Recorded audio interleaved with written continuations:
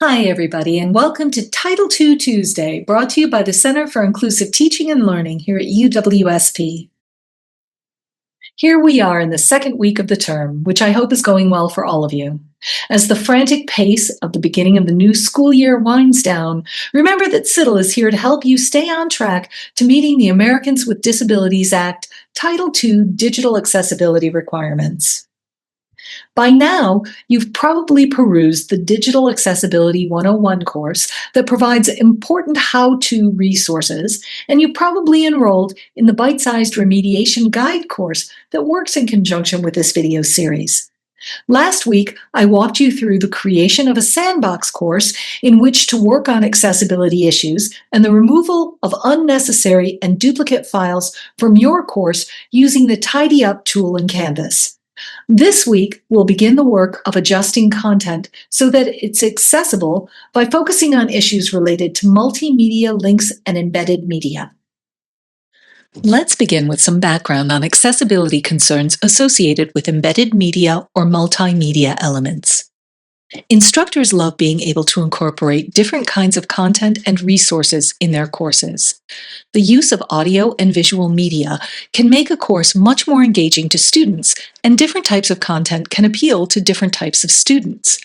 When following guidelines for universal design for learning, including multiple ways to access information in a course is considered essential. It's likely that you have some media links or files associated with your course, and it's those files that we're going after this week. Despite the benefits of audio and video, these kinds of resources can present barriers to learning for students with visual and hearing disabilities unless they are appropriately accessible. To be fully accessible, we will eventually need to do each of the following. First, audio files will require transcripts, which are text versions of the audio content of the file. So your vocal recordings or podcasts would need to have separate verbal transcripts. Multimedia files require transcripts or text equivalents. Transcripts and text equivalents should meaningfully convey the same information as the multimedia resource without requiring the students to access the multimedia resource. By multimedia files, at this time we mean video with audio, but there are other kinds of multimedia files, like those that produce interactive presentations akin to our data security and active shooter trainings. If you link to external resources like this, be aware that even though we aren't dealing with them right now, you'll eventually have to address their accessibility. But for now, we're putting a pin in this. We're also putting a pin in the accessibility of content that you may link to on YouTube. Next, video files require manually edited and verified closed captions. Closed captions are a textual representation of the audio in a multimedia file that overlays the video as it's played, showing the text spoken as content on the screen. Finally, video files will require descriptive text captions that verbally depict the actions on screen. Now, everybody put your eyes back inside your sockets. We're not going to do all of that this week. We at CITL know that this seems daunting, and that's why we've broken up the remediation of multimedia and audio content into a number of steps. We've organized progress on such resources so that we can take advantage of as much automation as possible, and we're pushing off down the road some of the things that are going to be more difficult, or for which we don't yet have good technology solutions. And on a happy note, AI is moving fast enough that by the time we get around to these deferred issues, there will probably be better ways to make them accessible. So, what exactly are we going to do this week? None of this stuff. Instead, we're going to prepare the multimedia files for remediation. Canvas doesn't have tools that would allow us to generate captions or transcripts. Fortunately, we have a great video hosting and player tool called Kaltura, which has easily edited auto captions and can produce a transcript file. It also allows us to seamlessly embed content into our Canvas pages, quizzes, discussions, and whatnot, so that students have access to these resources without having to leave the Canvas platform, which is always considered more accessible than the alternative. So, this week's activity is copying all of our multimedia resources into Kaltura. This involves the following steps. First, locating all the media hosted locally in your Canvas courses. Next, copying these resources into Kaltura. There are 2 steps involved with this. Once the media are located in Kaltura, you'll need to update the links to the media in your Canvas course. And finally, remove the old versions of the files from your course. Let's see what this looks like in a Canvas page. If your audio and video files are already housed in Kaltura, you can skip most of this. But if you've stashed your video files directly in Canvas, or if you've put them on YouTube, these are not good places for remediation work. So we're going to start by looking for multimedia files using the course menu in blue and accessing Files. We're looking for specific file types. For videos, look for .mov, .mp4, .m4v, .avi, or .wmv. For audio files, look for MP3s, .oggs, .wavs, .aiffs, and .acc files. Remember, you can search by file type.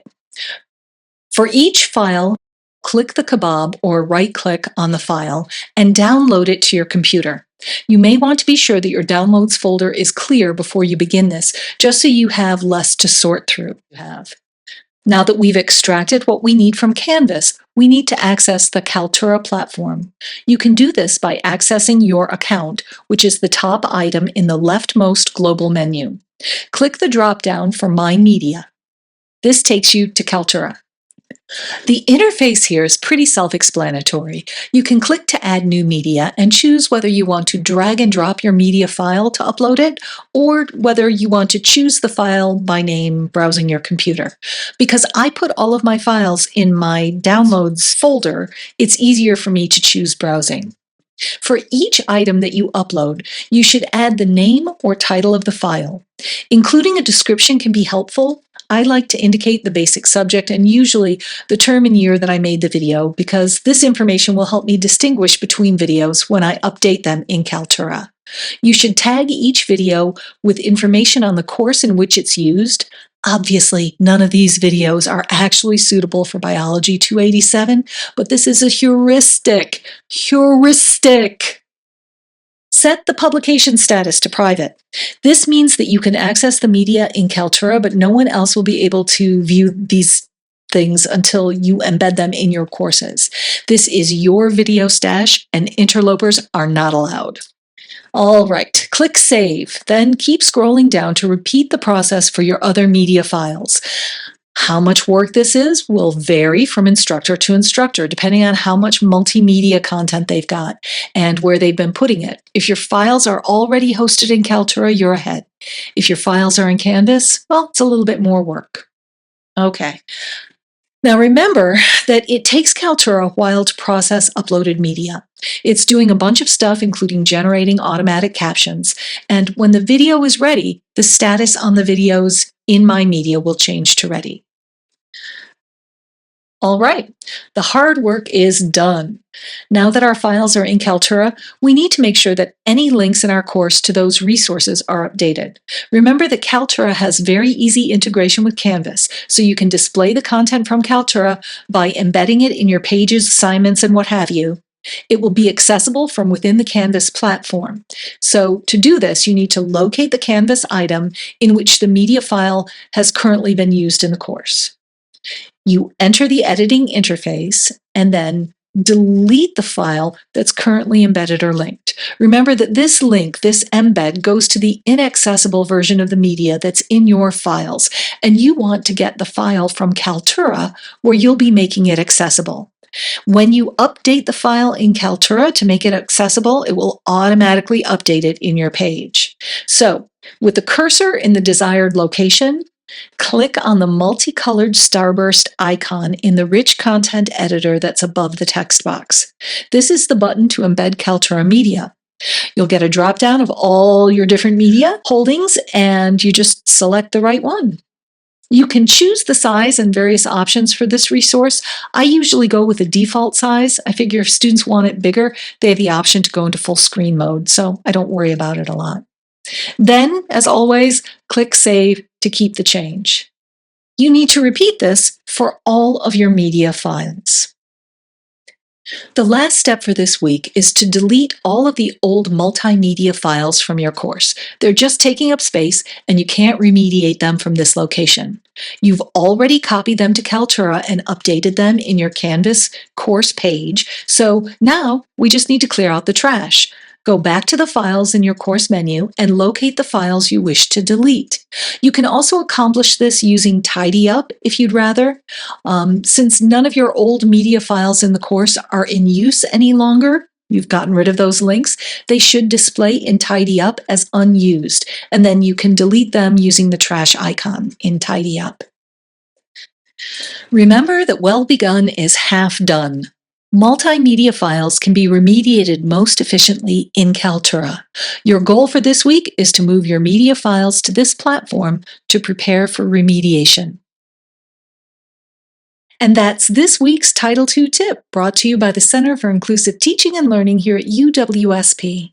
Remember, at CITL, we offer support for course design, learning activities, assessment, pedagogy, and accessibility. Visit our website to schedule a consultation today.